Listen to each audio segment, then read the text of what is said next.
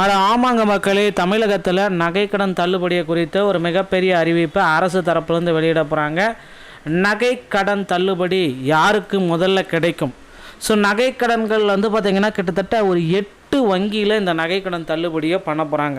So இந்த ஒரு சில நேஷ்னலைஸ்ட் பேங்க்கில் மட்டும்தாங்க இந்த நகைக்கடன் தள்ளுபடி கிடைக்கும். எல்லா பேங்க்லேயும் கிடைக்கும் அப்படின்னு நினச்சிங்கன்னா கண்டிப்பாக கிடைக்காது.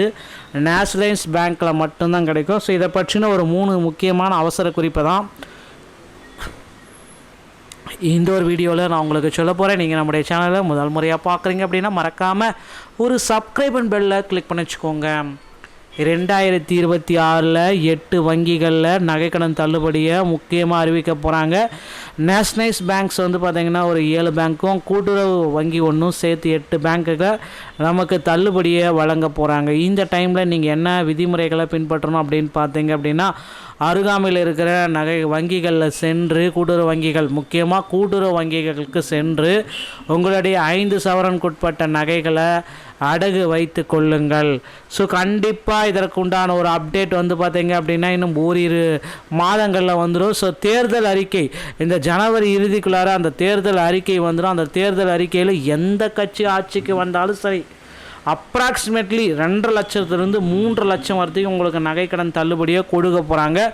இந்த தள்ளுபடியை பெறுவதற்கு இப்போந்தே நீங்கள் தயார்படுத்திக்கோங்க. கண்டிப்பாக இந்த 2.5 லட்சத்திலிருந்து 3 லட்சம் வரைக்கும் ஒரு தனி நபருக்கு நகைக்கடன் தள்ளுபடியை அரசு வழங்குறாங்க.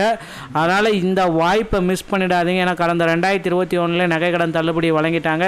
எல்லோரும் எக்ஸ்பெக்ட் பண்ணிகிட்டு இருப்பீங்க இனி வரும் காலங்களில் நகைக்கடன் தள்ளுபடி அதிகமாக இருக்கும் அப்படின்றத நம்ம நிச்சயமாக எக்ஸ்பெக்ட் பண்ணலாம். ஓகேங்களா? ஸோ அடகு வைத்த தங்க நகைகளை வாங்கும்போது கவனமாக இருங்க. ஏன்னா இப்போ இருக்கிற சுச்சுவேஷனில் நகைக்கடனுடைய ரேட் பார்த்திங்கன்னா தாறுமாறாக ஏறிக்கொண்டிருக்கிறதுங்க. தமிழகத்தில் உள்ள கோடிக்கணக்கான ஏழை மக்களுக்கு மகிழ்ச்சி தரும் செய்தி அப்படின்னா, கூட்டுறவு வங்கிகளில் வழங்கப்படும் தங்க நகை கடன்களுடைய அளவும் உயர்த்தப்பட்டிருக்கு.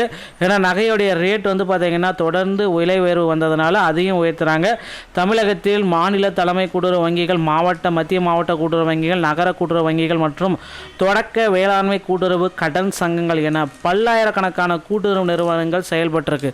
ஸோ இந்த கூட்டுறவு நிறுவனங்களில் நீங்கள் நகை கடன்கள் வைத்திருந்தீங்க அப்படின்னா அந்த நகை கடன் முழுவதுமாக அரசு தரப்புலேருந்து தள்ளுபடி செய்ய போகிறாங்க.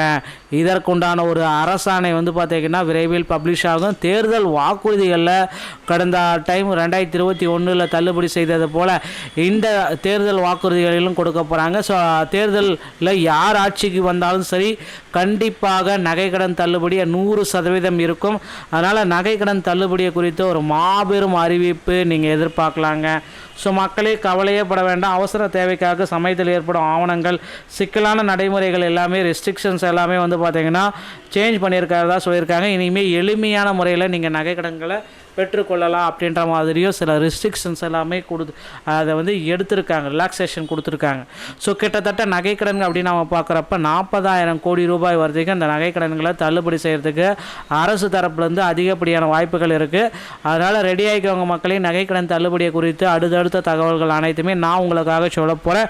நீங்கள் என்ன செய்யணும் அப்படின்னு பார்த்தீங்கன்னா, நீங்கள் நம்முடைய சேனலை சப்ஸ்கிரைப் அண்ட் பெல்லை மட்டும் கிளிக் பண்ணி வச்சுக்கோங்க. நம்முடைய சேனலில் வர அப்டேட்கள் அனைத்துமே உங்களுக்கு ரொம்ப ரொம்ப பயனுள்ளதாக இருக்கும் அப்படின்னு நினைக்கிறேன்.